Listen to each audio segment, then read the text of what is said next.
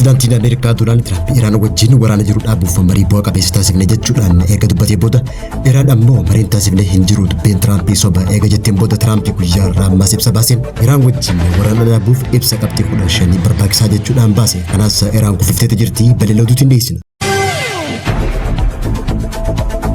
Gamtaan Afrikaadhaa pirezidaantii Tanzaaniyaa duraanii bakka bu'aa olaanaa gaafa Afrikaa fi galaana diimaa taasisuun muuduun ibsame. Muudamni kun kan dhiyaate yeroo waldhabdeen dippiloomaasii fi waraana gaafa Afrikaa keessatti cimee jirutti ta'uu muudamni kun kan dhiyaate yeroo waldhabdeen dippiloomaasii fi waraana gaafa Afrikaa keessatti cimee jirutti ta'uu isaatii bal'inaan dhiyeessina.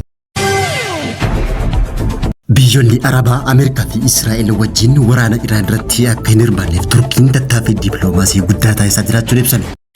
Daawwattootaa fi hordoftoota Egeree Miidiyaa nageenya keenya bakka jirtan maratti na dhaqqabu guyyaan irraa bitoota 25 bara 2026 kanneen amma isin dhageessifne hanga footoo oduu Egeree Miidiyaatti amma bal'inootu taasisa.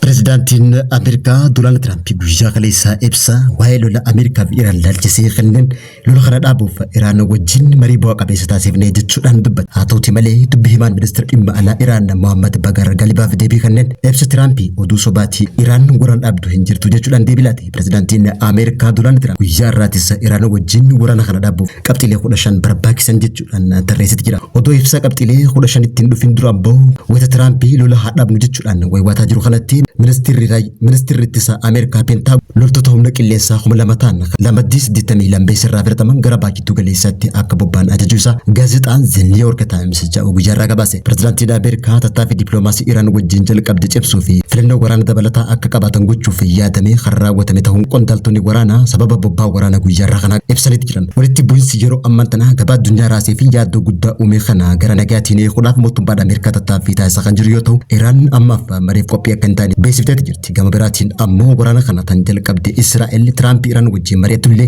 dantaan Israa'el eegamuu qabdi jechuudhaan gaafatte. Pirezidaantiin Ameerikaa guyyaa kaleessaa gaazexeessotaaf ibsa kanneen waraanni akka dhaabbatuuf marii taasifnee jirra jechuudhaan yoo ibsu garuu haa ta'u malee aangawoonni mootummaa Iraan mariin taasifamu tokkollee hin jiru jechuudhaan deebisan. Ameerikaan qabxiilee waraana Iraan wajjin dhaabuuf tarreessite keessaa muraasni hoggaa ibsaman.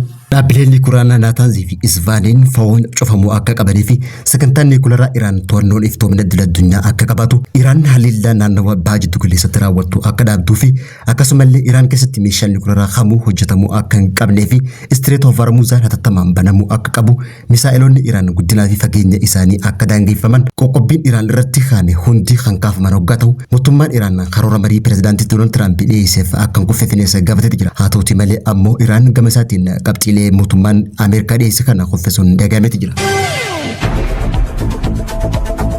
Gamtaan Afrikaadhaa pirezidaantii Tanzaaniyaa duraanii bakka bu'aa olaanaa gaafa Afrikaatii fi dhimma galaana diimaa taasisuun muuduun dagame. Gamtaan Afrikaa pirezidaantii Tanzaaniyaa kana kan buute wayita waldhabdeen ji'opolitikaa gaafa Afrikaatti hammaachaa jirtu hoggaa ta'u keessumattuu wayita waldhabdeen Itoophiyaa fi Eertiraa hammaatti ta'uun ibsame. Hariiroon Itoophiyaa fi Eertiraa ammas hammaachaa kan jirtu yoo ta'u ministeerri muummee Itoophiyaa Dr. Abiy Ahmed dhiyeenya kana Itoophiyaan carraaqqii Eertiraan biyyattii laaffisuuf taasiftu akka hin obsinee fi yaalii dabalataa kamuu kan dhumaa ta'a jechuudhaan akeekachiise. Rakkoo dippiloomaasii fi nageenyaa gaafa Afrikaa fi naannoo galaana diimaa keessatti uumame hordofuun gamtaan Afrikaa pirezidaantii Tanzaaniyaa duraanii Jaakaayaa Miishoo Kiikee ta'ee bakka bu'aa olaanaa gamtichaa taasisuudhaan muuduun dhaga'ame. Durataan komishinii gamtaa Afrikaa Mahmud Ali Yusuf ibsa guyyaarraa baaseen haala siyaasaa nagaa fi nageenya walxaxaa naannicha keessatti mul'ate furuuf tattaaffiin kun murteessaa ta'uu ibsee jira. Akka gamtichaatti gaheen bakka bu'aa olaanaa dippiloomaasii if eeggannaa guddisuu marii siyaasaa hunda hammatee mijjeessuu qooda fudhattoota gidduutti amantaa uumuu fi bu'uuraalee tumsa naannoo nagaa itti fufinsa qabaatu taasisaa jechuudhaan ibse. Bakka bu'aan olaanaan kun michoota naannoo fi idil addunyaa kanneen akka IGAD, Liigii Arabaa fi dhaabbata mootummoota gamtoomanii wajjin walitti dhufeenyi ni hojjetamaa jechuun beeksise. Hariiroo walitti hidhamee koonuun barbaachisummaan isaa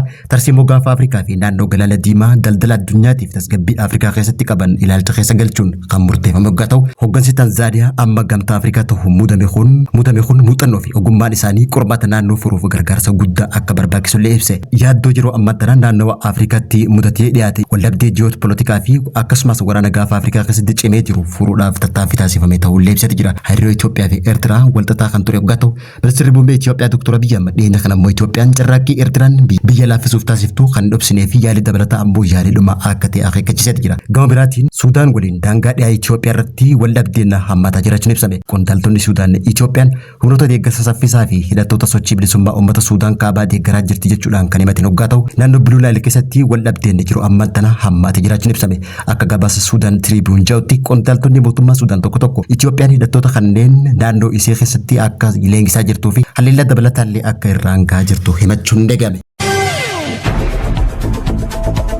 Biyyoonni Arabaa waraana Ameerikaa fi Israa'el Iraan irratti balaa irratti akka hin hirmaanneef Turkiin tattaaffii taasisaa jiraachuu gabaasni Bloomberg ibsee jira. Biyyoonni Arabaa keessumattuu Suudi Arabiyaa fi Yuunaayitid Arab Emireet waraana Iraan irratti taasifamuuf makamuu akka dhiyaatan gabaasni biyyoota dhiyaa kan mul'isan waggaa ta'u Tiraamp biyyoonni isaanii akka waraanatti akka hin seenne dhoowwuuf yaalii gochaa jiraachuu beeksise. Gama biraatiin ammoo Turkiin biyyoonni Arabaa Iraan irratti lola akka hin banneef carraaqqii guddaa taasisaa jiraachuun gabaafame. Ergama kana galmaan ga'uuf itti gaafatamummaa olaanaa kana itti kenname Hakan Fidan hooggantoota Suudii fi biyyoota Qaaxar bira gahuudhaan marii taasisuun ibsame. Turkiin haleellaa biyyoota Arabaa irratti raawwatamu qofa osoo hin taane haleellaa Iraan dhaabbilee Arabaa irratti raawwattu dhaabuuf tattaaffii guddaa taasisaa jiraachuun ibsame. Haleellaa Iraan hatattamaan akka dhaabattu gaafachaa kan jirtu waggaa ta'u haleellaan kun sirrii waan hin taaneef haala kanaan immoo haleellaan Iraan biyyoota Arabaa irratti raawwattu dhaabbatu akka qabu Turkiin gaafachuun dhagahame. Turkiin Araboonni fi Iraan yoo gara waraanatti seenan kan mo'atanis kan mo'amanis akka hin jirre ibsuudhaan dhumarratti kaayyoo babal'ifannaa Israa'eliif akka milkoofne immoo biyyoonni Arabaa lola kanarratti akka hin hirmaanne pirezidaantiin Turkii Tayyip Erdogan ejjennoo qabaachuun ibse.